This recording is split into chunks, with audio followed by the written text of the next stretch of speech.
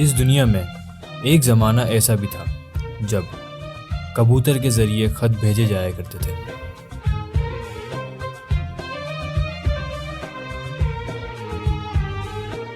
ये खत भेज रहा हूँ इस उम्मीद के साथ कि ये कबूतर तुम तक जल्द पहुँच जाए।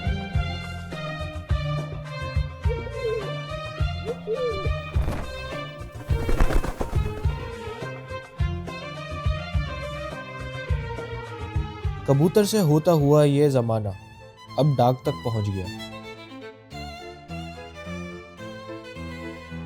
और फिर ये सन है 1998। ये मुस्तकबिल का दौर है। अब हफ्तों तक डाक का इंतजार नहीं करना पड़ता, बल्कि अब बात उसी लम्हे होती है।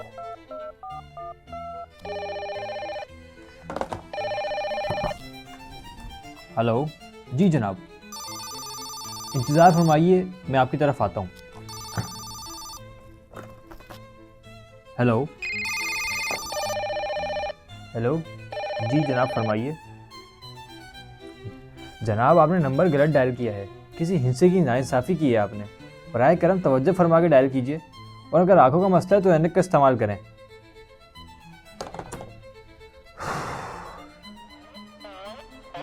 लोग समझते थे कि इससे ज़्यादा तरक्की अब मुमकिन नहीं, लेकिन वो सब गलत थे।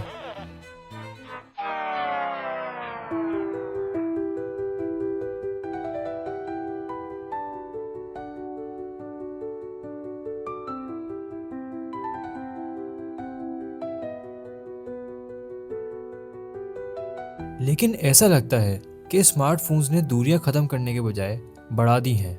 हम साथ बैठकर भी साथ नहीं। सोशल लाइफ से ज़्यादा इम्पोर्टेंट डिजिटल लाइफ हो गई है। हर कोई ऑनलाइन है, लेकिन कनेक्टेड बहुत कम। लेकिन क्या इस फ़ोन के सिर्फ नुकसानात ही हैं? अगर इस फ़ोन के इतने नुकसानात हैं तो इसको बनाने का फ़ायदा क्या? असल में हमने कभी इसके फ़वाइद पर गौर किया ही नहीं। फ़ोन हमारी ज़िंदगी का इतना अहम हिस्सा बन चुका है कि इसके बगैर ज़िंदगी का तसव्वुर भी मुश्किल लगता है। जो चीज़ इंसानी तारीख में सोचना भी मुश्किल था, आज वो सब हकीकत है।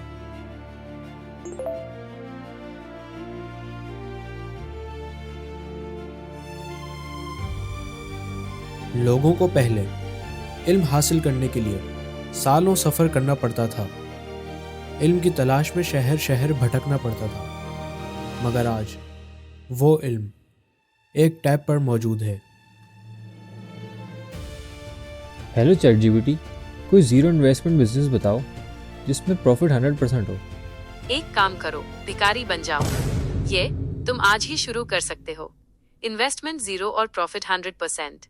बोलो तो मेन तुम्हें स्टेप बाय स्टेप गाइड कर।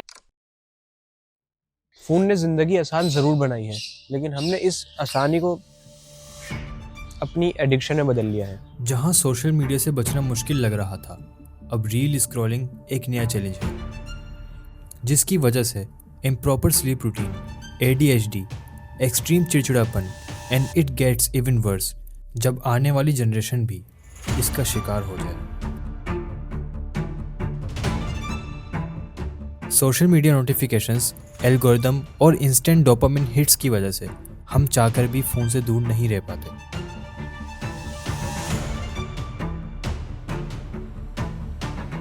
और यही एडिक्शन हमें आहिस्ता आहिस्ता ऐसे अंधेरों में ले जा रही है जहां से निकलना बहुत मुश्किल हो जाएगा।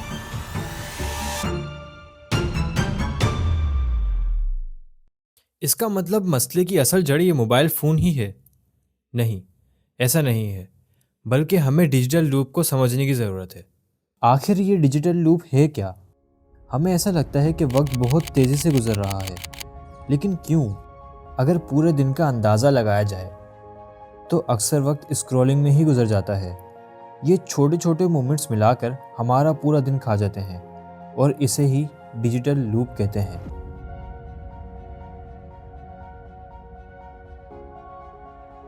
सोचो, अगर फ़ोन को कुछ देर के लिए खुद से दूर कर दिया जाए तो हमारे लिए थोड़ा वक्त गुजारना भी मुश्किल हो जाएगा, क्योंकि हमने अपने ब्रेन को हर सेकंड नेक्स्ट नेक्स्ट नेक्स्ट का आदी बना लिया है। और रोज़ रोज़ एक ही जैसी रूटीन को फॉलो करने से हमारा ब्रेन अनइम्पॉर्टेंट और नॉन इंटरेस्टिंग चीज़ों को कंप्रेस कर देता है और इसी वजह से सालों कंप्रेस होकर महीनों लगना शुरू हो जाते हैं। सच तो यह है कि टेक्नोलॉजी इतनी आगे बढ़ चुकी है कि इंसान एक कमरे में बैठकर भी पूरी ज़िंदगी गुजार सकता है। खाना पीना, दुनिया की हर चीज़ उस तक खुद चल कर आएगी, इवन पैसा भी। लेकिन ऐसी ज़िंदगी का क्या फ़ायदा जहाँ न कोई बात करने वाला हो न सुनने वाला। टेक्नोलॉजी ने हमें आहिस्ता आहिस्ता एक दूसरे से दूर तन्हा कर दिया है और ये सब हमारी गलतियों की वजह से। When storm clouds gather overhead and shadows fill my way,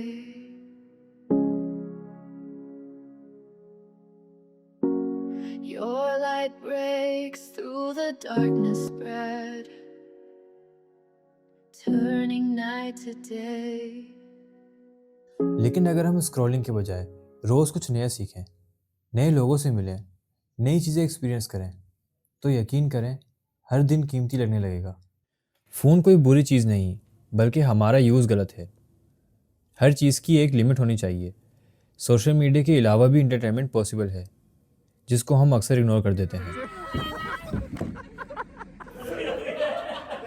हम इन लम्हात को एंजॉय करने के बजाय अक्सर स्क्रॉलिंग में गुम रहते हैं और फिर शिकायत करते हैं कि ज़िंदगी बहुत बोरिंग हो गई है।